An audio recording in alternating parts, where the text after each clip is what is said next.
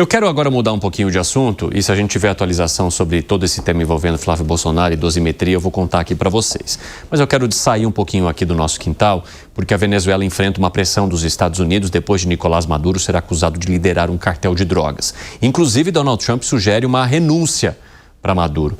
Vamos então conversar com Eliseu Caetano, nosso correspondente internacional lá nos Estados Unidos, que vai trazer os detalhes para a gente. É bonito falar assim, né? Nosso correspondente internacional e tal, né, Eliseu Caetano? Você que se acha, fica ainda maior, né? E aí, meu amigo, boa tarde para você, bem-vindo. É chique demais, viu? Não vou negar.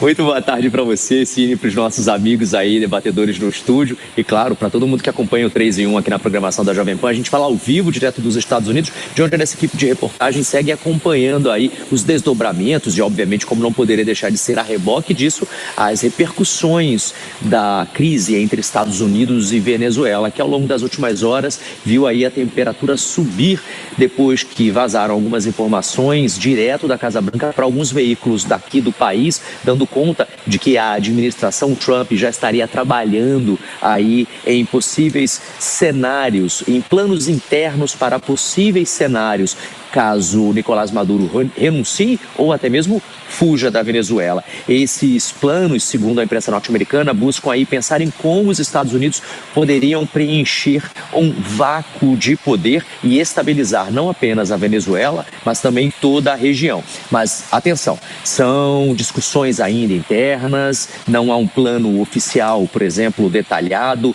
não há um plano público ainda sobre essas possibilidades. O que a gente tem de informação é o que a Rádio Corredor, a Rádio Bastidor traz, não apenas na Casa Branca, mas também no Departamento de Estado norte-americano, que diz o seguinte: há múltiplas opções nesse momento na mesa, em estudo, né? Ou seja, incluindo como apoiar governos de transição ou até mesmo instituições depois que Maduro sair. Também estariam acontecendo conversas internas sobre possíveis líderes transicionais. Por exemplo, se alguém da oposição lá na Venezuela, da oposição ao regime de Nicolás Maduro, como Maria Corina Machado, Edmundo Gonzalez, que inclusive tiveram seus nomes mencionados nessas mesas de negociações, nessas mesas de discussões sobre um possível futuro político lá na Venezuela. Então, eles poderiam, por exemplo, assumir cargos temporários, cargos de transição. Não há um consenso claro ainda, de acordo com a mídia nos Estados Unidos, dentro da administração Trump, sobre qual o caminho seguir em uma eventual necessidade, né? Há visões divergentes sobre, por exemplo, ação militar, ação diplomática ou até mesmo uma possível ação combinada com o Nicolás Maduro.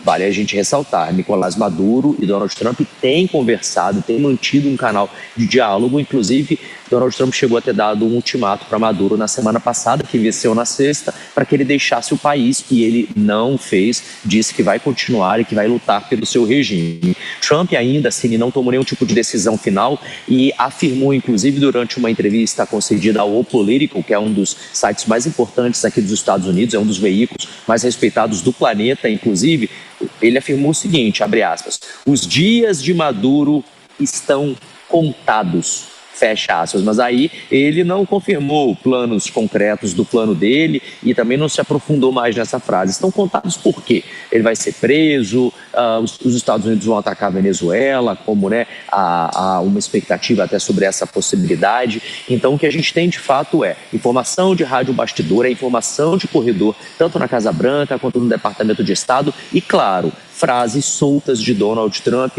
durante entrevistas coletivas, durante conversas com jornalistas, como essa, por exemplo, citada para o O Politico, onde ele diz que pode acontecer. Agora, se vai acontecer e o que vai acontecer, apenas a história vai nos contar depois que a gente já estiver vivenciando, obviamente eu já tiver vivenciado. Mas é claro que nós do jornalismo da Jovem Pan seguiremos aqui atentos, Cine, a tudo aquilo que está acontecendo, não apenas aqui nos Estados Unidos, mas no mundo inteiro. E eu vou voltar ao longo da programação da Jovem Pan News para a gente atualizar o nosso ouvinte, telespectador, internauta. Direto dos Estados Unidos, com chuva lá fora, eu volto aos estúdios da Jovem Pan em São Paulo.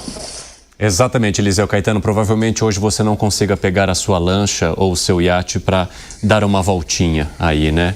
Mas enfim, meu amigo, exatamente, lamento, viu? Força, guerreiro! Um abraço para você, bom trabalho aí nos Estados Unidos, seu Eliseu Caetano, sempre bom falar contigo. Ô Bruno Musa, você acha que Donald Trump vai, digamos, ou quer concretizar o plano de derrubar o regime de Nicolás Maduro na Venezuela e não descansará até que isso aconteça? Eu acho que sim, está muito claro isso, ele já deu sinais, mas como eu venho falando, fica muito custoso para ele simplesmente invadir, e não custoso financeiramente, porque o custo de manter o Gerald Ford lá parado nas costas caribenhas, ele é altíssimo. São bons milhões de dólares por dia, alguns cálculos estimados do total, incluindo absolutamente tudo, alimentação e etc., com as tropas, os aviões, os combates. Isso poderia chegar próximo a 40, 50 milhões de dólares por dia. Então, é um custo altíssimo, né, de manutenção lá. Invadir, matar o Maduro é facílimo. Ele consegue, tem as armas facinho para isso, mas tem o custo político. Então, o que me parece que está acontecendo? Pressionar ao máximo, aniquilar financeiramente o regime e até promover aquelas dissidências internas, que há muitos. Eu colhi depoimentos lá em Caracas de muitos desses dissidentes que se mantiveram, obviamente, em anonimato. Ao passo que envolve, como eu venho falando, inclusive a Rússia. Não me parece uma mera coincidência que os Estados Unidos tenham apoiado um plano de paz Rússia e Ucrânia, onde ele é muito mais pró-Rússia do que pró-Ucrânia. A Ucrânia teria que ceder alguma parte, alguns territórios invadidos pela própria Rússia. E a Rússia mantém e financia a Venezuela.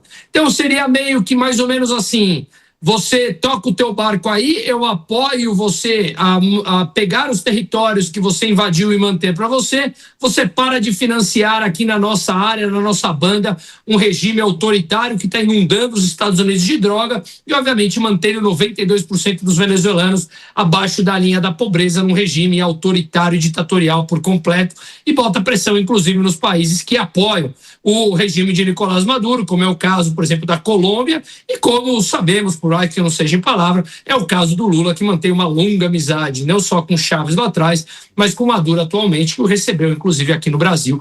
E tem dificuldades em expressar claramente que a Venezuela fraudou as eleições ali, como nós vimos na não apresentação das atas. Então, me parece que Donald Trump quer tudo isso, não tem mais volta atrás. Se ele simplesmente recuasse e o Maduro se mantivesse no poder, era claramente uma, talvez, derrota ou mais uma do taco, Trump always chickens out, e me parece que isso ele não vai fazer. Então, eu acho que sim, Maduro está com os dias contados, mas o grande ponto aqui é como fazer a transição.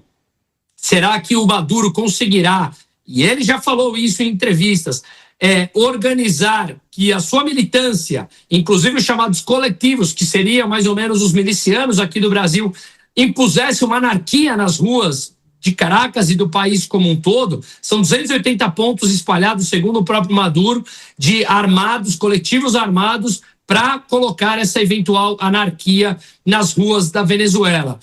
Ou então ele conduzirá de uma maneira em que o país entre de fato num território mais livre, com a Maria Corina Machado e o Edmundo Gonçalves, que foram os vencedores das eleições. O grande ponto é como conduzir essa transição.